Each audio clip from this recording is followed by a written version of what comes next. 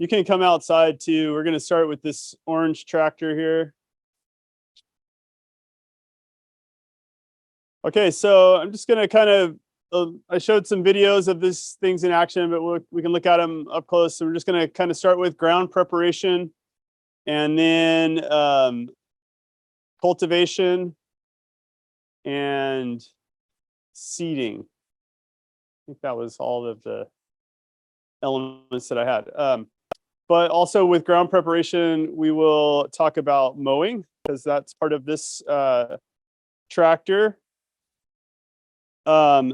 So let's start with the ground preparation. So this is a power harrow, and could probably lift it up if you all want to see, but you can see it has the tines that stick down vertically and it spins this way.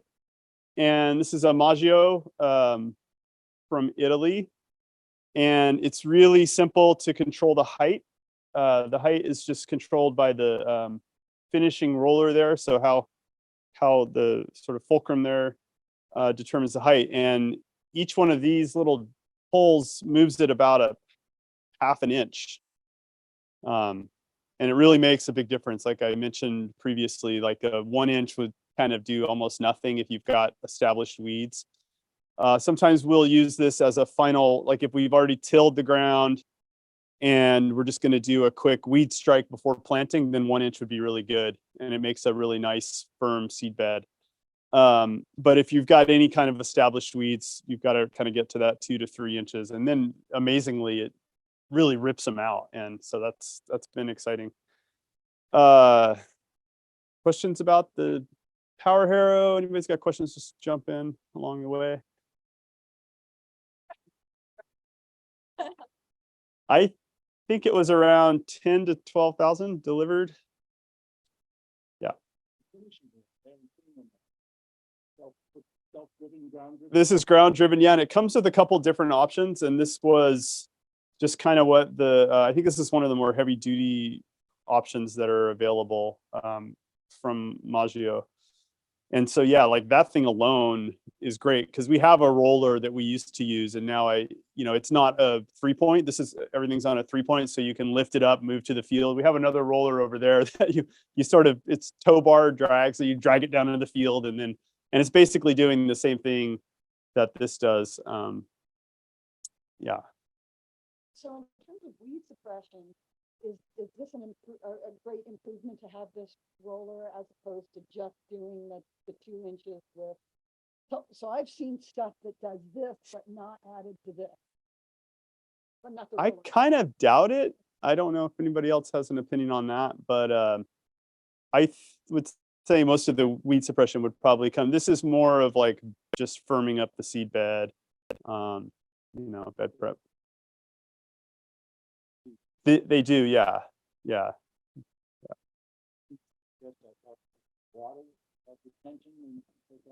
I'm not sure.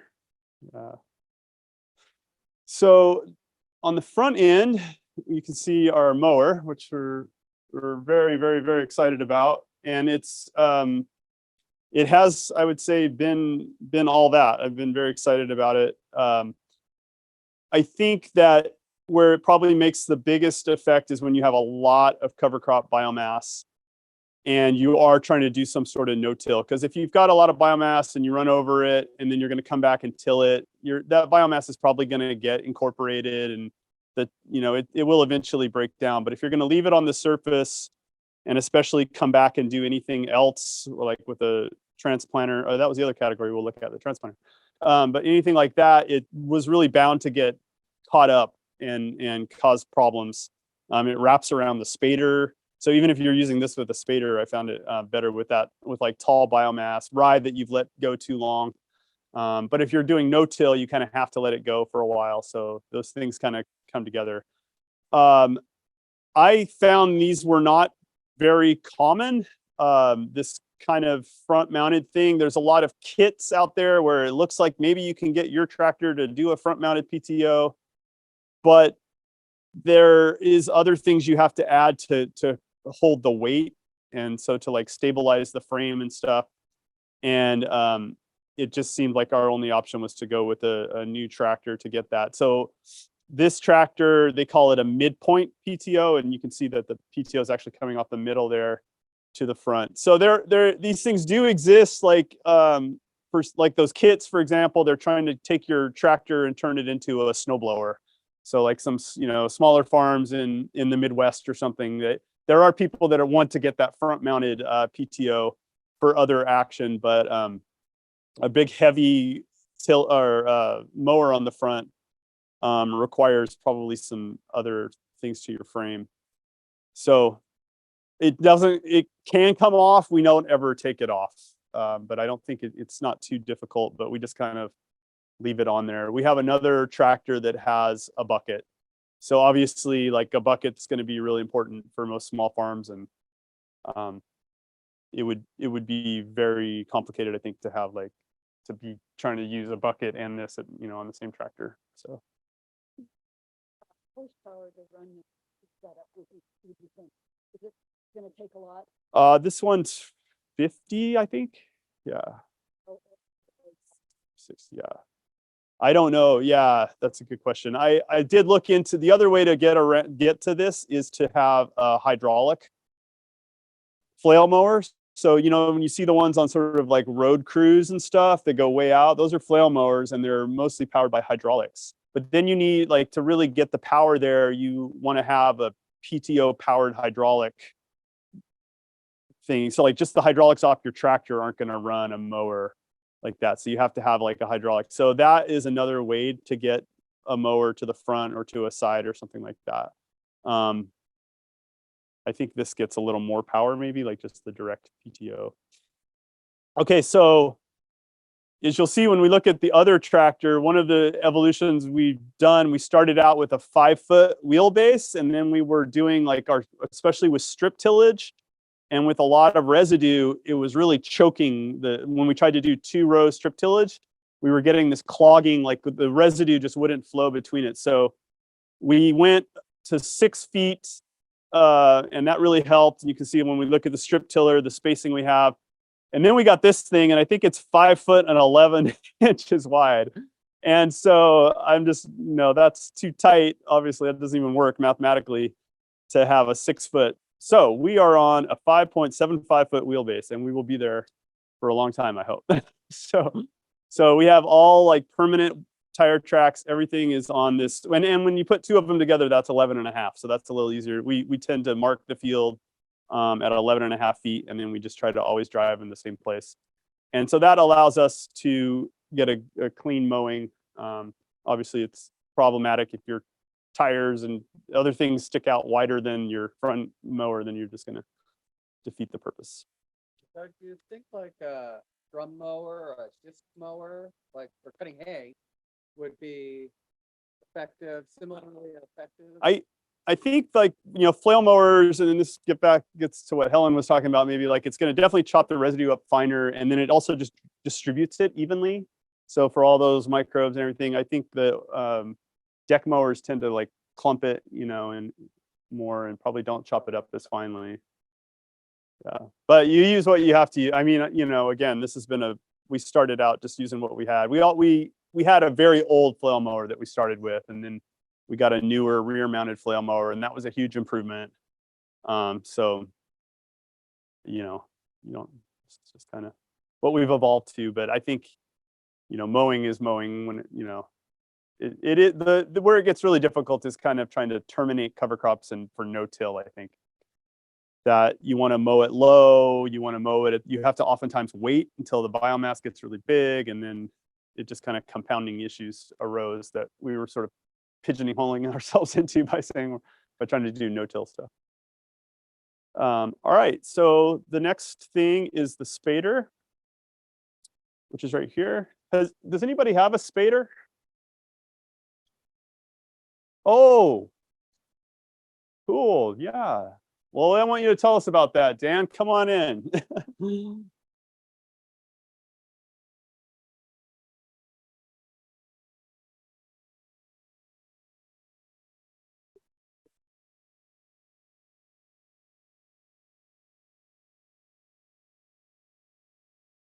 So this was purchased by Craig Cogger and Andy Berry, so it's probably close to 20 years old.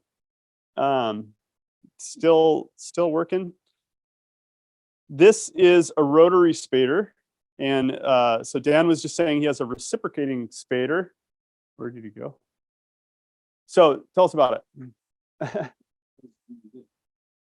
Yeah. Yeah.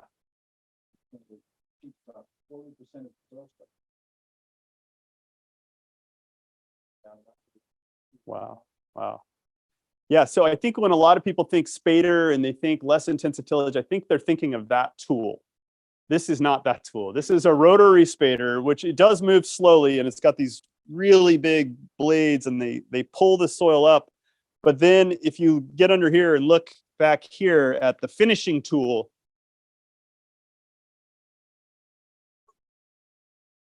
any of that structure that's surviving is probably going to get destroyed by the finishing tool, which, you know, makes a very nice seed bed. Yeah. And so this is, like I mentioned in some of the research we did, there was little difference between this spader and just a rototiller.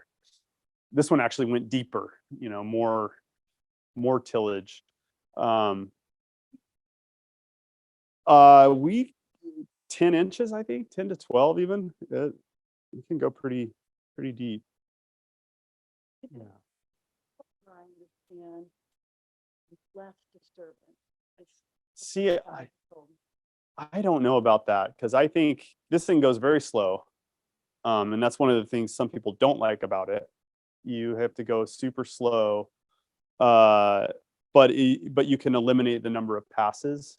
So it's probably all like builds on itself, right? Like the number of times you go over it. I'm sure speed has some effect, but again, like this really does just, it tills the soil. Definitely.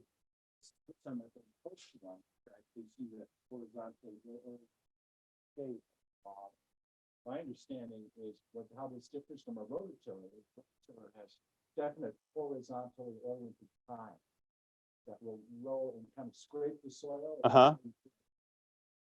By the shape of this space, they eliminate the problem. You know, there is a horizontal tone.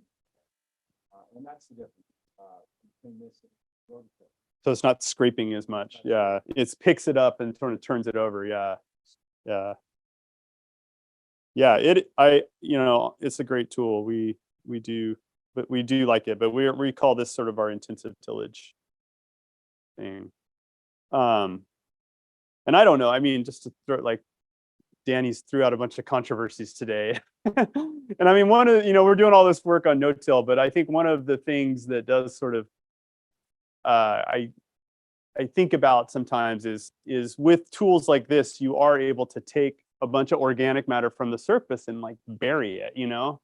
And I don't know, obviously when we reduce tillage, we can see differences in the soil food web, but there is this thing about feeding the microbes, and, you know, so it's like a balancing act, I think, between these larger organisms that are clearly going to get chopped up literally and have a good day, versus like putting, like, you can really get a lot of organic matter down deeper into the soil. And so what will that do for building carbon in the soil? This actually called hygiene too, minimize plant disease problems. Right. Residual on the ground, you're creating a host for all sort of negative. Yeah. Yeah. The zero occasionally will bury that and help the soil food web eliminate soil disease. What's left of it. And Chris has noticed this too, because he's also got a power harrow. The amount of residue left on the surface is really incredible. So it, you know, it does this, but it like leaves all this residue on the surface. And I've gone out afterwards and seen like the macroinvertebrates, you know, they still have a place to be. Whereas with this kind of thing, like that residue that was on the surface is like now buried and their habitat is gone. So that's we haven't tried to like quantify that, but you can certainly see, I think obviously the more residue you start with, the more you would have left after you do this. But the difference between the power harrow and this is night and day, like no residue on the surface at all. And that's a hard environment for the larger bugs.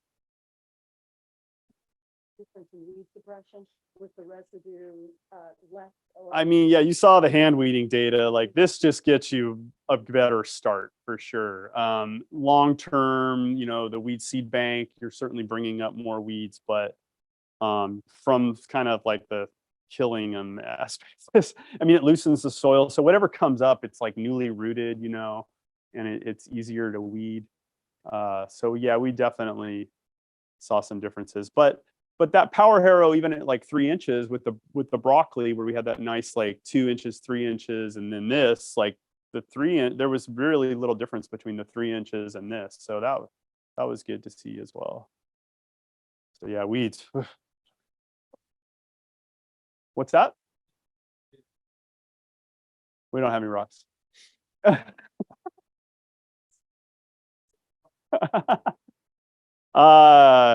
Yeah, I remember, speaking of learning to drive tractors, when I first found out what a shear pin was. And I was like, wow, that's brilliant.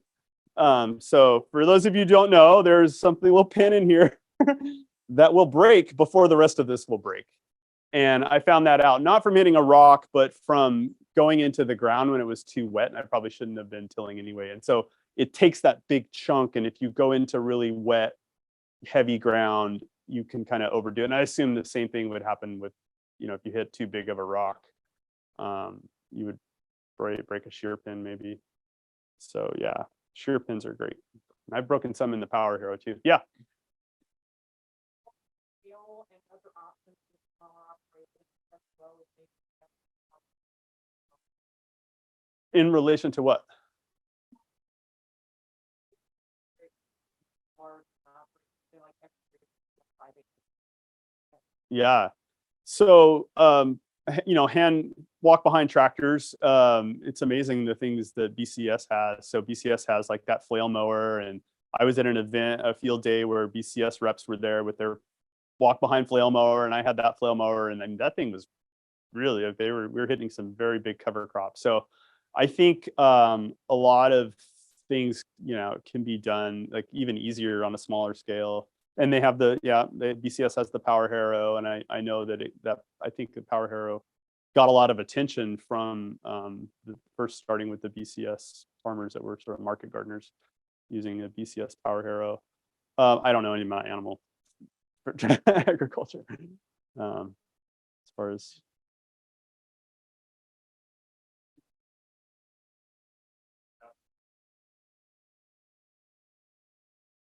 I was really young, I had the BCS.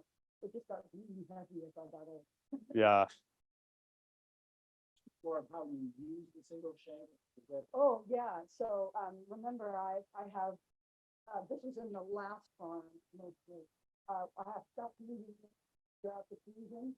And then in the spring, before I go through and do the shallow, tillage, I go up and down one. And when I'm doing that, we have freezing temperatures at night and drying temperatures at night. So I'm bringing up, I'm getting rid of any spot and I'm doing it year after year of shallow tillage. But I'm also bringing up the rhizometer to reduce the freezing and drying. So am I getting rid of the milk? Getting it back? Is Colin still here? Okay, yeah. It creates a shadow that actually can kind of loosen things, and you get some benefit without the sort of disturbance. Exactly. Yeah. And you need, if you're gonna have more than one, they need to be like 16 high. Optimal that root part. I just said it would have been great to have two.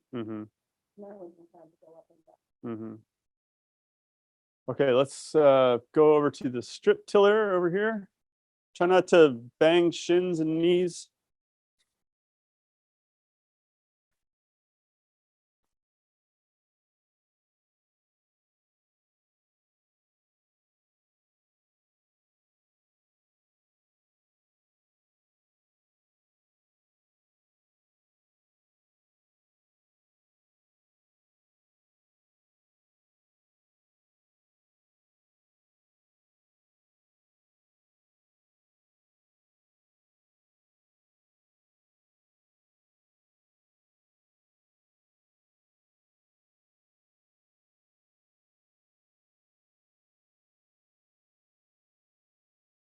This is the strip tiller that we kind of Frankensteined together. And I do want to give credit to Helen, I think, for like just being a real pioneer in this concept of strip tillage. I remember watching your videos from like 20 years ago of the, and so, but I, what she was doing is kind of a bed and then a resting bed. And so what we're trying to do here with the zone tillage is make that bed that we're tilling just smaller, and having the, more undisturbed area in between it. So the idea with strip tillage, we started out where we compared strip till and no till, and we were able, and full till.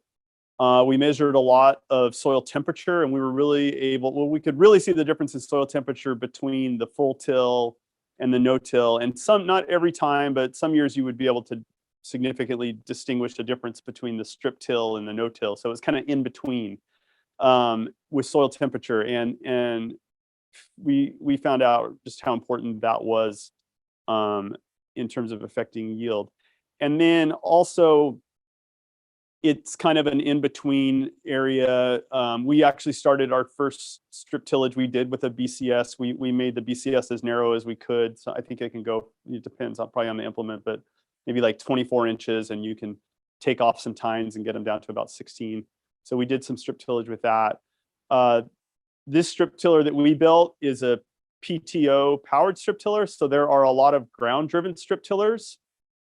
They, the people that are using those are not growing cover crops generally. If they are, they're terminating those cover crops when they're 12 inches tall with herbicides or something. So they really don't have a lot of residue.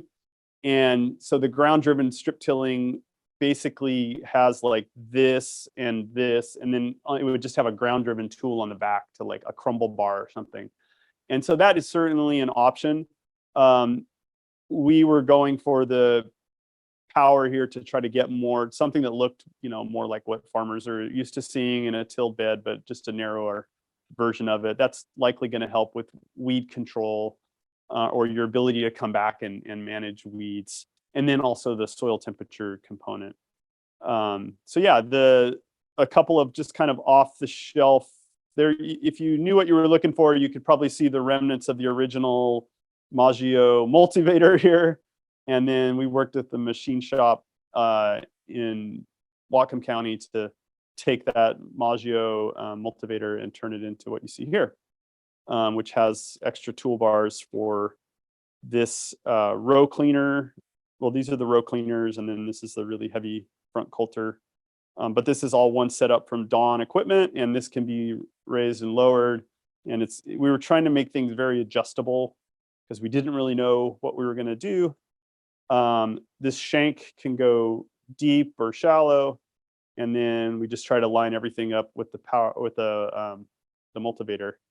And honestly, after all of the work we put into this and getting it built, it was amazing that it actually worked, and it's always worked pretty well. And the one of these things you can see, looks like it was like blown apart and then like banged back together, and that was from rye, like just catching rye and like balling rye, and then the whole thing just kind of blew out. So that's like been the only issue. If you don't have residue, really bad residue, or you just have a legume or like no residue, it works really, really well. So we've been really happy with it and continue to use it. So in our rotation, if it's going to be something warm, like the only warm season crop we have is squash. So we pretty much are using this for squash in the reduced till. But when it comes to broccoli, we're not using this. We're using just the no till, and we're just going straight in.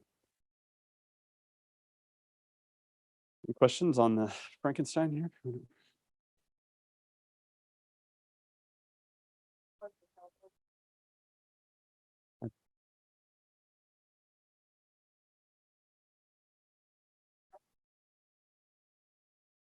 Yeah. Yes.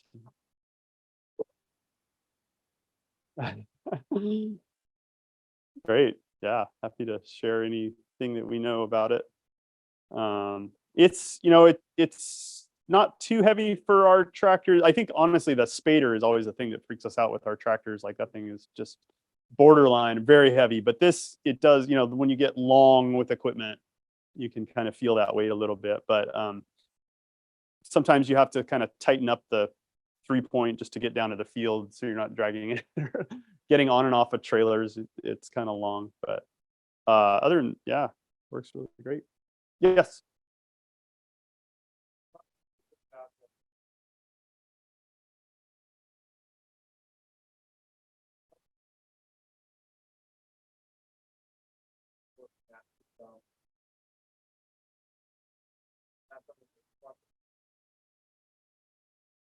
Turned out well. Oh, right, with the Power Harrow. Yeah, so we did. I think what we did in the Power Harrow, or in that system, is like, so this again, there was no animals, but think of it as like an in between the intensive tillage and the reduced tillage. So in the intensive tillage, just the spader. In the reduced tillage, just this. So then you've got that area in between. And then in that intermediate system, we did the Power Harrow, and then we did this. And the primary reason to do this was to get the, you know, the shank. It seemed like it wouldn't be a fair comparison with like just using the Power Harrow, but not also strip tilling. So yeah, I believe the weed control was a lot better where we used the Power Harrow. I'm trying to remember that data. So yeah, we kind of combined two things for that treatment. So there's a lot of weed pressure here in between.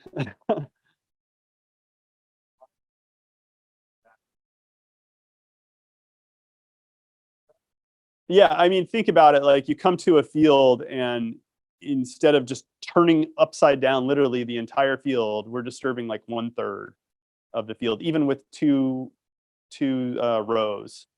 So I always am pretty impressed that it works.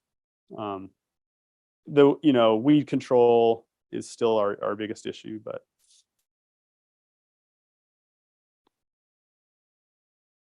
all right. Let's move over here. Maybe go outside and back inside for a second.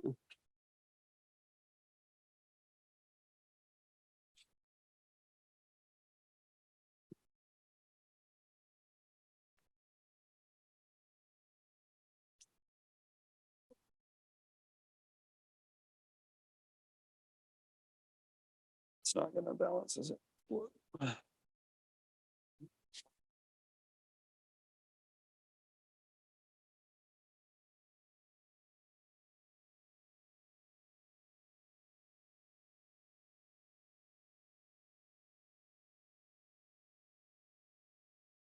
Okay, so this is the mechanical transplanter with a no-till attachment. And I can say I was very skeptical about this thing, but amazing.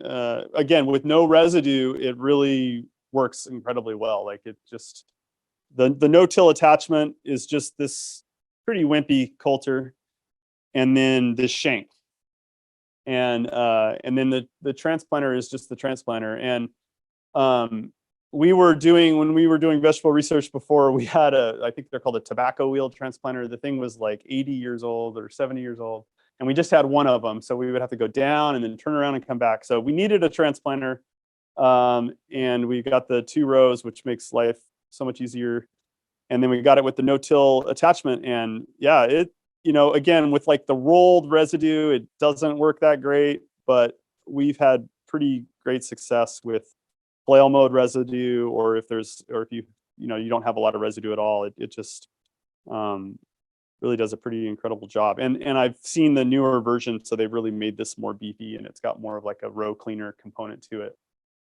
And I've seen different versions of this. Some of the pioneers in no-till organic agriculture for vegetables, this is kind of what they started designing over the years.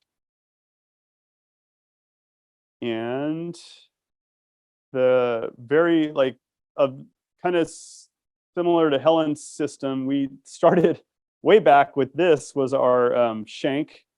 So we used to take a pass with this, and then we would come by with the no-till or with the transplanter and try to line them up. So this was our original. You can see there's a coulter and then there's like a shank at the back that were inline. So that was our original. And then this just does it all inline. Yes.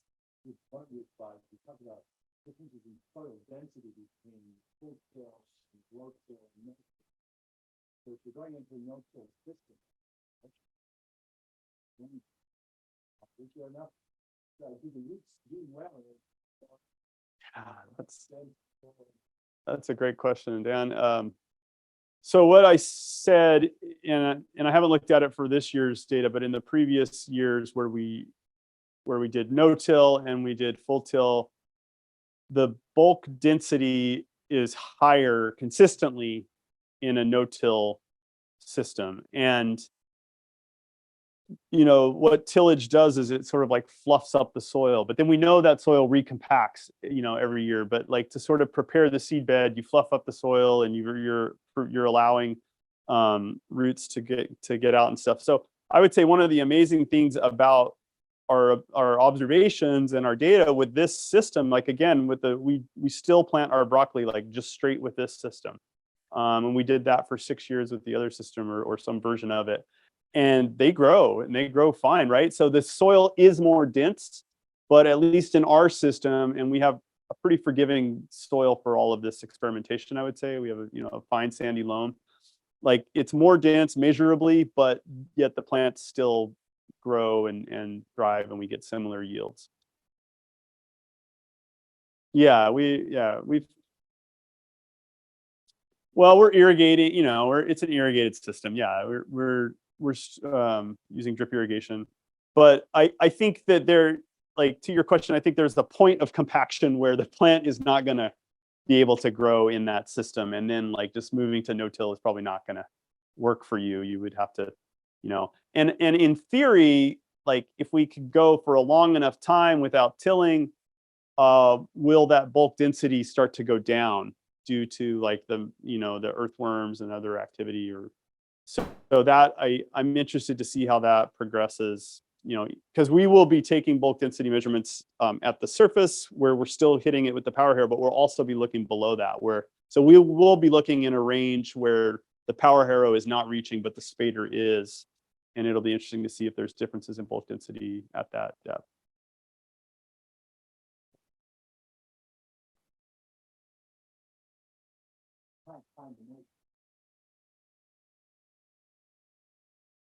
I'm not sure.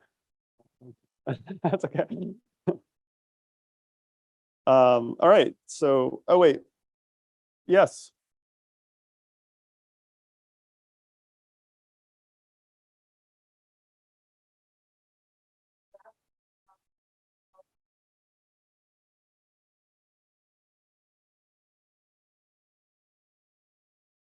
This.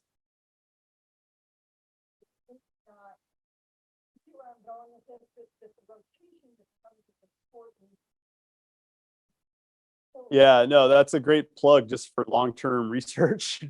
And with the animal integrated system too, like where you come out of tillage for a year and a half, what is the effect of that? You would have to repeat that like 3 times, and then that's 9 years out, right? To even sort of. So one of the cool things about our study though is we have and talk about crazy making, we have every year the rotation represented in every treatment. So every year we're doing all 3 things. So you can probably get to those like rotation questions a little bit faster, but still one piece of ground, it will take 3 years to like go through each rotation. So yeah, it's hard to look at those kinds of questions on a 3-year grant or a 1-year grant. So that's been one of the most exciting things, I'd say. Just cultivation, maybe we can all go this way and we'll come back out over to the seed drill. So this is a, what is this? Basket weeder, thank you. This is a basket weeder, and I upgraded it a bit this year, so I had to get some new things to work with our new spacing. We're on like 30 inches, I think. And so it was set up before for 26 inches. So we had to buy some new baskets, but We're using this primarily in the full tillage treatment to cultivate. So this is a basket weeder that you can use after transplanting and not kill your plants. So this is like, we're trying to, represent the typical full tillage experiment. So this is the basket weeder that has space for plants that are in there. And over there, we have a basket weeder that covers the whole plot.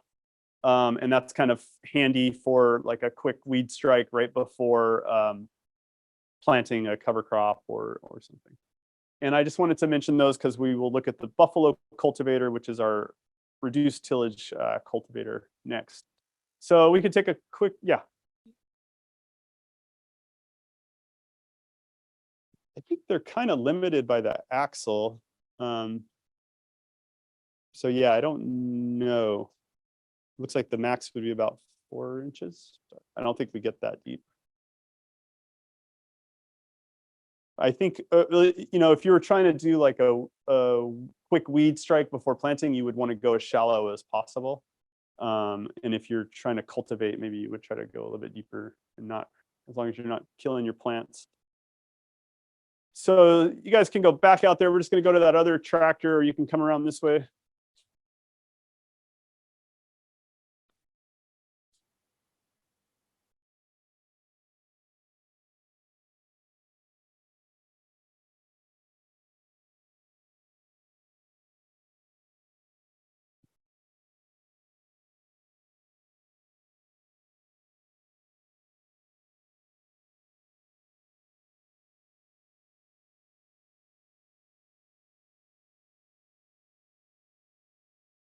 So I talk about tire spacing. I've moved the tires on this 3 times.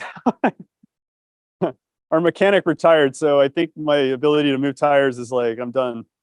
But I think we got it right. So originally, when previously the tires were like all the way in, and then there was the spader behind it, right? So the idea was like, we're just going to use this for spading, and tire tracks don't really matter because you're just going to spade over your tire tracks. But I think as you start to go to more reduced tillage, I think tire tracks matter a lot. And my previous graduate student, his work was all on compaction. And we have an extension publication that's in review right now. And tire track, it's like all about tire tracks. And, I've like, there's this question, I think if you've got a field, is it better to sort of just randomly till the field every year and then put tire tracks back and then you change that, so you don't get a lot of compaction? Or would it be better to put the tire tracks always in the same place? And I think it's better to always put the tire tracks in the same place. So, and it's a challenge. We've come up with lots of different things out there to try to do that. But it is worth it. So originally we were at that very narrow spacing. Then we went out to like the outside to outside was 7 feet. And then when we got the mower and everything, that didn't work. So we brought it back in. I think we're right around 6 feet now, outside to outside. Right? Yeah. Because we're trying to stay mostly within the mower, but that still allows us enough space to have those 2 strip tills. So that's tire spacing again. And then this is a minimum till drill. It's not a no-till drill. But Pierce Conservation District has the same brand, and they have a no-till version of this. It's not, this is a 3-point. I don't think you need an incredibly big tractor to lift it, but that's something you can check. This is about 45 horse, I think. So this does a job, and I've definitely have used this on a smaller tractor that we own. So like if I go to another farmer's place and I'm trying to plant, and I want to plant in my tire tracks, I use a different tractor, which has got narrower and it's smaller, and it has no problem lifting it. So the minimum till component of it is it has this double disc opener. So like I mentioned with the power harrow, we're leaving a lot of trash on the surface. So I think like an older, not minimum till drill, they don't really like that kind of, they don't have the double disc opener. They'll usually have they might have a single disc opener. And like that kind of trash is not going to work. And they may not have a press wheel at the back.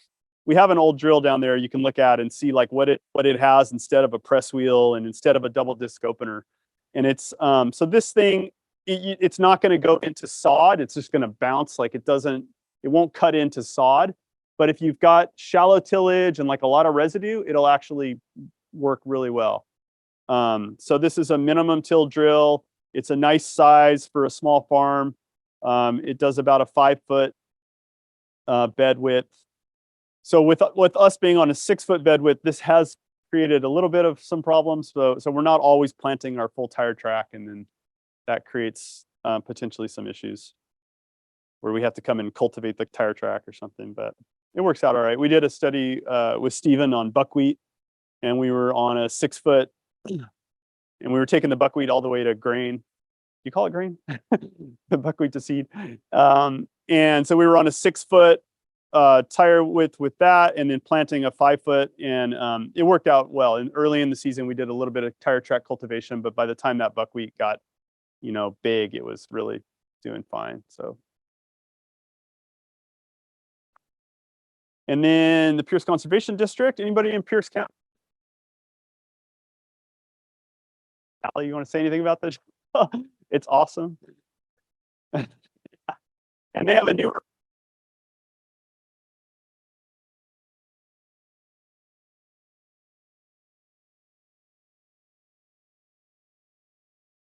has another like really beefy coulter right in front of it. So the coulter cuts and then the double disc opener goes in. So literally no till.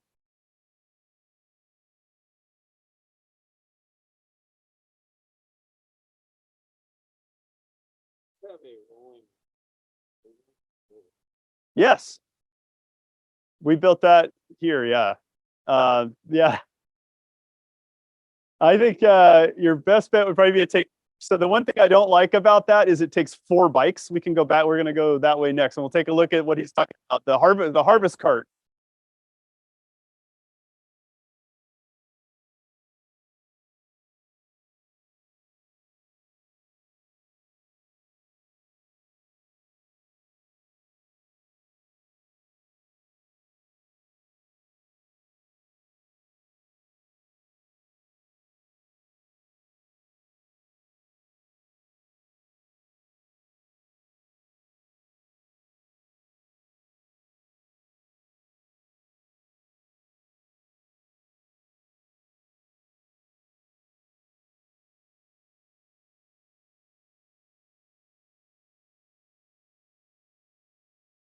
Soil, probably the soils1.org.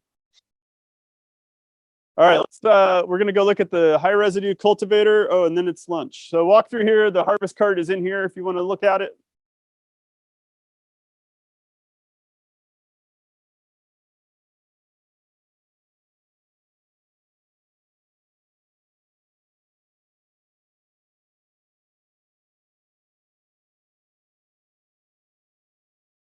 Whoa.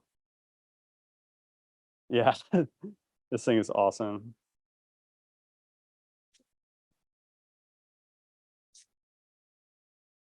We literally have bike tires in our tool shed and air pumps. Yeah, I don't have much to say about it, but I love it. We still use it. But yeah, you can see it's all back tires. So 4 back tires.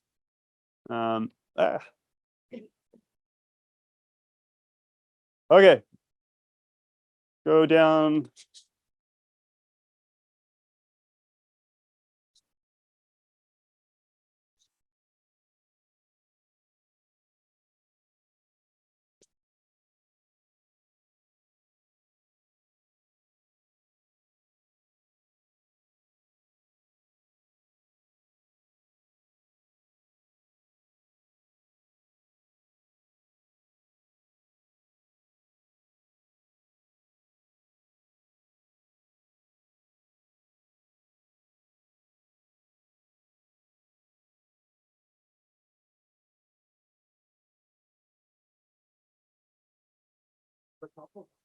Oh, it's right there. Yeah, that's the spot there. Going up there, okay. Yeah. Yeah, there was another barn, the bull barn. But my pile's over there with the I saw them. well, they die. Like they keep dying. When they work, they're great. I know. It's so simple. Yeah, we got Wi-Fi here. Talks to it. But not talking about like we put in like 6 and I think 2 of them are still working. Okay, they just like, They just, they. bro. Yeah, we. no, one of them told me I had a low battery, but the other ones are just, I'm out. Yeah, no, we were like trying to get that couple. All right, this is not going to fit on a G. So this is like not your lightweight cultivator. This thing is super heavy. I mean, it's kind of, we talk about no-till and reduced disturbance, and then we get out there with this thing and you feel like it's certainly not light on the ground, but it doesn't, it's called an undercutter. You come close, you can see the sweeps at the back. So I've heard some people call it a fair weather weeder, because the way it really works is you're trying to basically like cut the root, cut the above ground portion of the weed from the root. And then you're going to need some like hot weather to make it actually die. But it does loosen up the ground a bit. And then if you're going to come back in with hand weeding, it certainly makes it like, we definitely want to maximize our use of this before we come in with hand weeding in that no-till treatment. And I think it has a role, but it's yeah, the fair weather component is tough to deal with. If early in the spring, you might use it. The soil might be really wet already, and you use it, and then it's probably not going to kill weeds that well. But I really like the crop shields. So, and this year you could see in that video, we used it with the drip irrigation in place, and we didn't cut too much drip irrigation tape. So, yeah, it's kind of anybody that's done a lot of cultivating, it's like the scariest thing. But and I think it's even a little bit more so with this thing, because it's not like belly mounted, it's all back there, and you just go for it.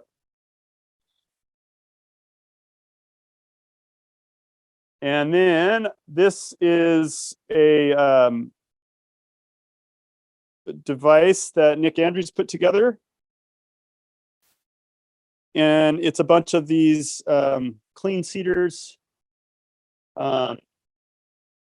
ganged up, super easy to move them to whatever spacing you want. And Nick is actually working with some ag engineering students on a better version of this. The reason I have this is because he made already a better version that he liked. And so he let me borrow this one.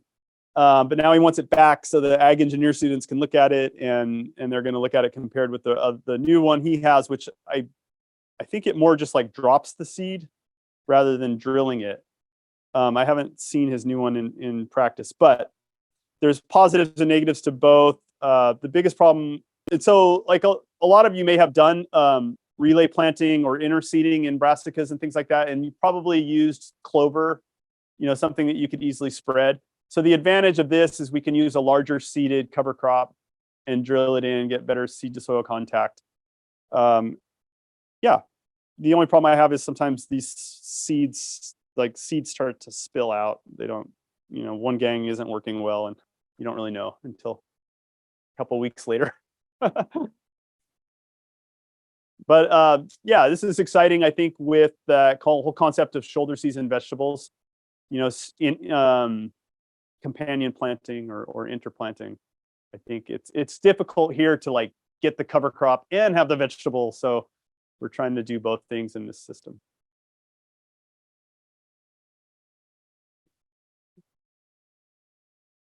Yes. Yeah.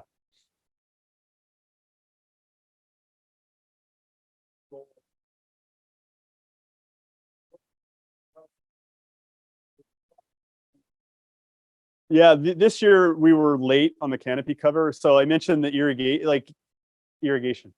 So like if you're gonna do this, you gotta all basically switch to overhead irrigation, where you've got drip going. So it's like get the broccoli in, probably install drip irrigation, and then like, okay, now we're gonna take it out and we're gonna go to overhead, and then we're gonna do this. So that was all like really hard, and we didn't really have the overhead in place yet. So we were a bit late. And I think the canopy was a little bit too closed. So I can't throw out a calendar date right offhand, but yeah, you hit on the key points. It's like Yeah, you want to get it in. And I think you could probably do it fairly quickly. I don't think you're going to get a lot of competition, like especially if you got a transplant going in. I think it's going to have more of a head start.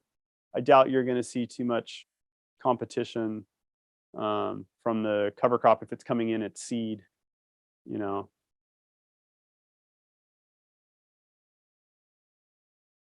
Uh-huh.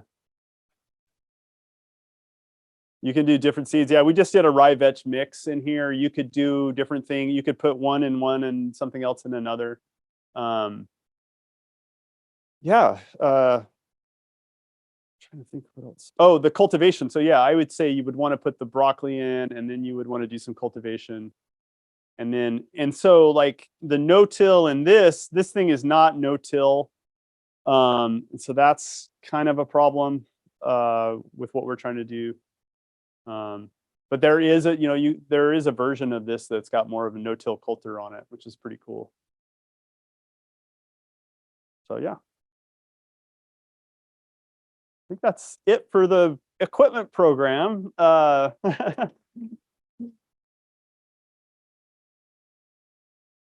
For compost enthusiasts, we have our we do our compost facility operator training here every year. We've got the compost over there from that class. Yeah, take a look. Oh, the field is down there. We're not going to go to the field just out of time, and all my cover crops froze anyway. So mostly we'll see who comes back, but it looks pretty rough out there. But if you want to just take a peek over, you can see like the field. We have a couple different experiments in place. And then we'll head over for some lunch. Yeah, did you have cover crop, like, was there lessons in that, like, freeze? From the freeze? Yeah, I mean, it was like. All the legumes just died, yeah. I mean, one thing is we had some, we planted some